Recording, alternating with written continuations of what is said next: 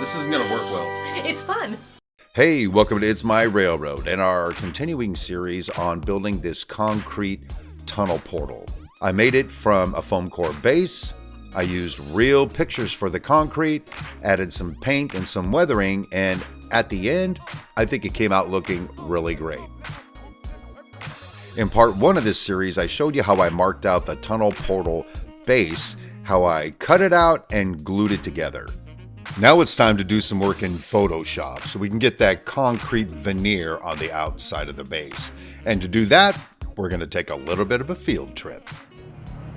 Hey rail fans, I am standing here on one of my job sites where we've just put up some structural concrete walls, and the reason I brought you here is so we can sort of see how this stuff kind of looks in person and try to duplicate this effect on the layout. Now what I've done is I've taken a bunch of pictures of this and I'm hoping to put them into Photoshop and build like a veneer for the concrete tunnel portal in Photoshop, print it out, and then glue it down to some styrofoam and see how that comes out. So we're gonna give that a shot, but for now, let's head back over to my place, about 3 hours that way, and we'll get to work. To make sure the concrete panels are the right size, I took out my scale and I made a grid that is 5 scale feet wide by 10 scale feet tall.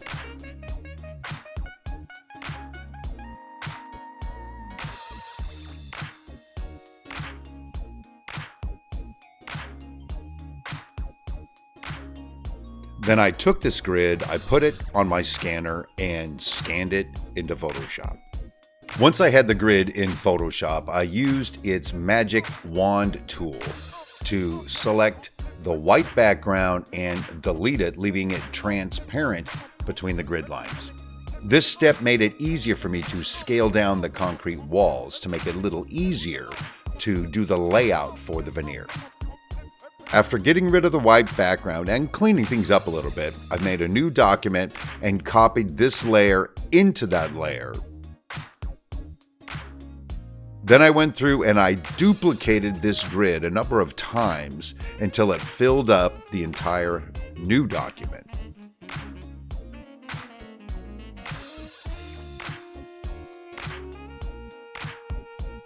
Earlier, I took a picture of some structural concrete walls on one of my job sites. I did this just using my phone, and then when I got home, I uploaded them into the computer and ultimately brought them into Photoshop. From there, it was a relatively simple matter to take the picture, drop it in behind the grid, and then scale it down to fit into one of the grid spaces.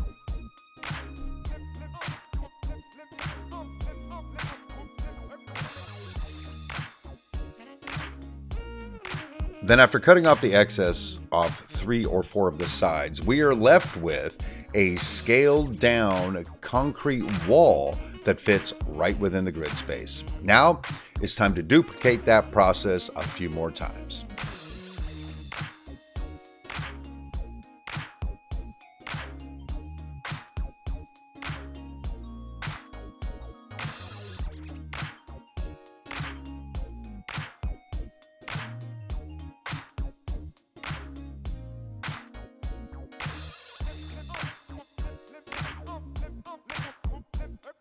Once I had a number of them scaled down to fit the grid, I went ahead and started laying them out on the grid, trying to be sure that I didn't put identical pieces next to one another. This helps to maintain the illusion that it's sort of random. Next, I brought in a scan of the tunnel portal itself that I had made earlier, overlaid it on top of the now developing veneer to make sure I had all the dimensions correct. Next, I decided to take advantage of something I noticed in the pictures. As you can see here, there's this red stuff around the perimeter, but that doesn't actually work for the model. But by converting this picture to grayscale, it turns that into this sort of water damage looking thing right there where all the seams from the forms would have been. I duplicated a whole row of those and moved it up to the row above it and then reduce the opacity by 10% all the way up. This makes it look more like it's sort of a little weathered at the top, but getting worse and worse as it comes down. I'm pretty happy with the look. Next, I wanted to go ahead and put the year this tunnel portal was built above the tunnel opening, just like I've seen on the prototypes. To do this, I took advantage of Photoshop's beveling and embossing feature to provide the illusion that this was actually poured in place when they poured the tunnel portal.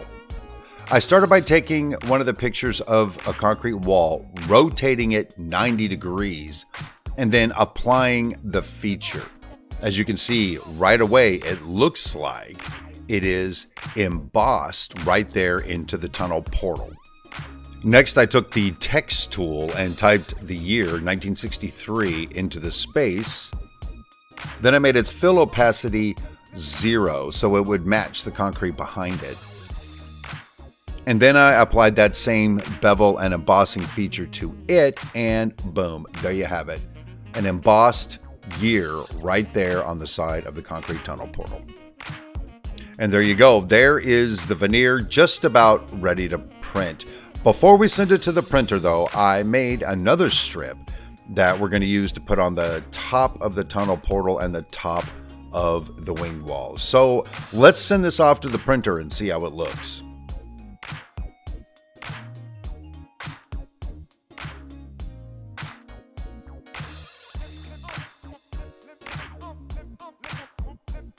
And here's the finished product. I think it came out looking really nice in person. The next thing we're going to do is we're going to cut this out. We're going to glue it to the tunnel portal and the inside of the tunnel, and then we'll do some weathering. But that'll be next time. Thank you for joining me this time on It's My Railroad. My name is Steve Brown, and rail on, my friends.